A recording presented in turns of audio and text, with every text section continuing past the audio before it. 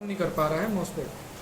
तो मॉसफेट तो हमें सबसे पहले 300 प्लस चेक करनी होती है, फिर गेट पे इसकी वोल्टेज चेक करनी होती है जो 1 वोल्ट या 500 मिली वोल्ट 600 मिली वोल्ट आएगी गेट पे। अब वो आती है इस आईसी से, तो हमें ट्रेस करना होता है आईसी तक।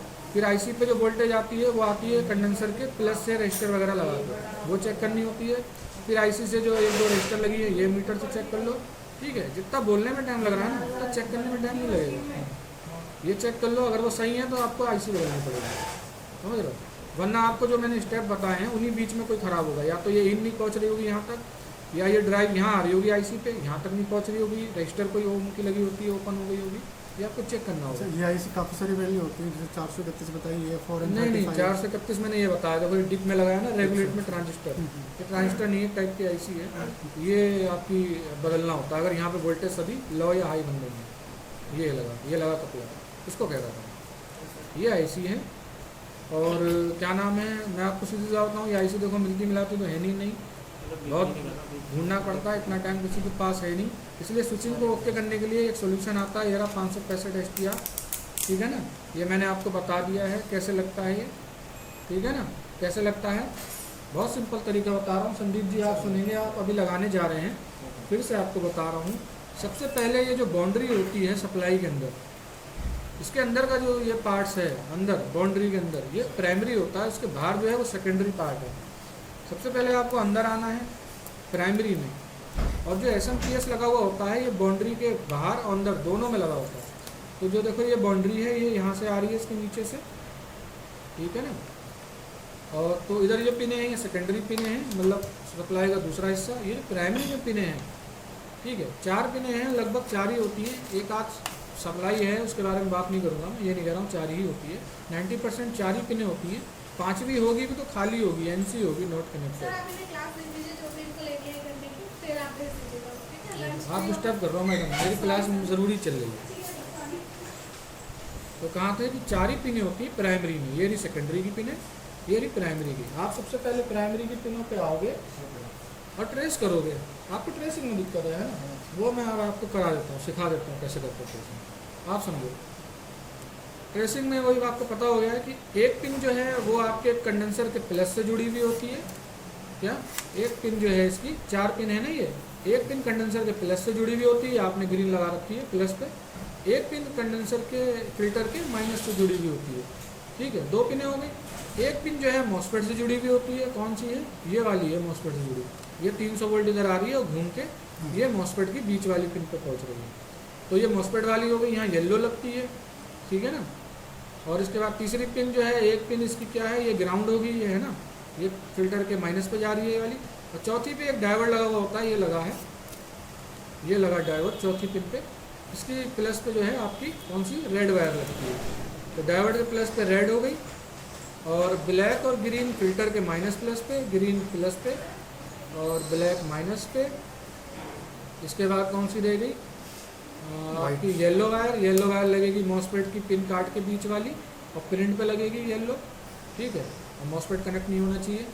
और ये जो वाइट वायर है ये लगेगी आपकी कपलर पे, प्राइमरी में लगेंगे सारे कनेक्शन, कोई भी सेकेंडरी में लगेगा बाउंड्री के अंदर। ये कपलर है के सिग्नल पे, हाँ, एक पिन ग्राउंड होगी कपलर की, और एक जो बचेगी उस पर लगानी है ये वाइट वाली वायर। और जिस पिन पे ये वाइट वायर लगा रहे हो वो पिन भी बोर्ड से कनेक्ट नहीं होनी चाहिए, सीधा वो पिन इसी में आनी चाहिए। तो या तो पिन काट लो या नीचे से निकाल लो या प्रिंट काट दो इसका, पर बोर्ड से कनेक्ट ना हो। सिग्नल कपलर के थ्रू ही जाएगा, हाँ, सीधा इसी में ही आएगा STR में।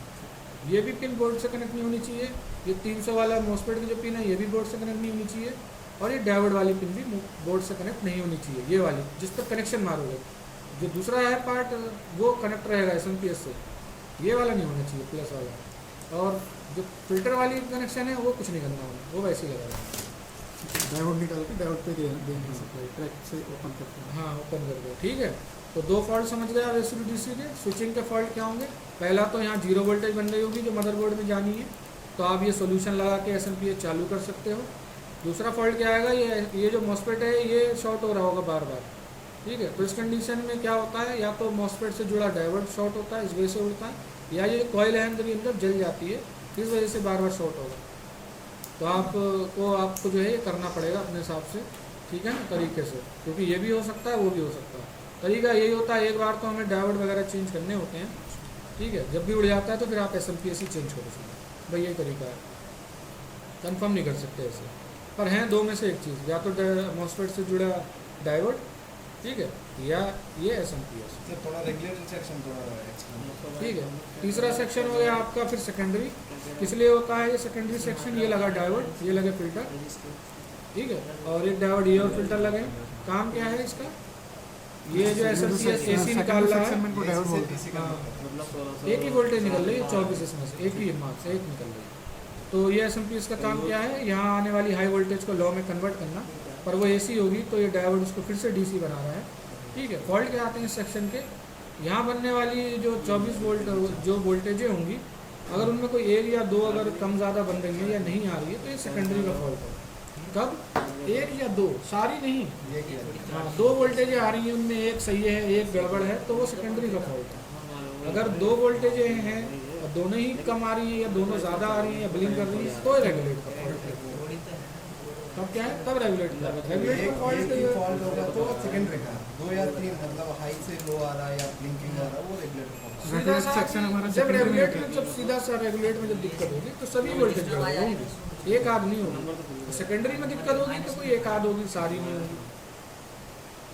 समझ गए भाई? ये इतना सा आप फॉल्ट याद कर लो कि हाँ यहाँ देखो DC चेक करते के साथ ये वाला सेक्शन क्लियर हो जाता है। पहले DC बन रही है तो पहला सेक्शन ओके, बचे हुए जो 3 सेक्शन है वो यहाँ वोल्टेज चेक करने से क्लियर हो जाता है। यहाँ की सभी वोल्टेज ज़्यादा है तो भी रेगुलेट का फॉल्ट, सभी वोल्टेज लो है तो भी रेगुलेट का फॉल्ट, ब्लिंक है तो भी रेगुलेट का फॉल्ट। अगर ये वाली वोल्टेज बनी नहीं रही है तो स्विचिंग का फॉल्ट है। रेगुलेट में ज़्यादातर क्या फॉल्ट आते हैं सर जैसे? देखो ब्लिंकिंग का तो कपलर का होता है जी। बाकी जो कम ज़्यादा होती है ट्रांजिस्टर का होता है, ये बदलने में ठीक हो जाती है। या इससे जुड़ी 2-3 रजिस्टर होती है, ये या तो वैल्यू चेंज हो जाती है या फिर ओपन भी हो सकती है, अधिकतर वैल्यू चेंज का फॉल्ट है। सर इसका भी कुछ ऑपरेशन है? आपको सेम बोर्ड रखना होता है, इसमें नंबर भी लिखे हैं, आप उससे चेंज कर सकते हो। या सिंपल मैं आपको प्रैक्टिकली जो तरीका है, मुझे अगर ये रिपेयर करना होगा और मैंने बहुत बार रिपेयर करे, मेरे बच्चों ने भी करे हैं, एक बोर्ड ऐसा नॉर्मल बोर्ड है, एक बोर्ड रख लो, अगर आपके इसमें फॉल्ट है सीधा उठा के चेंज कर दो 2-3।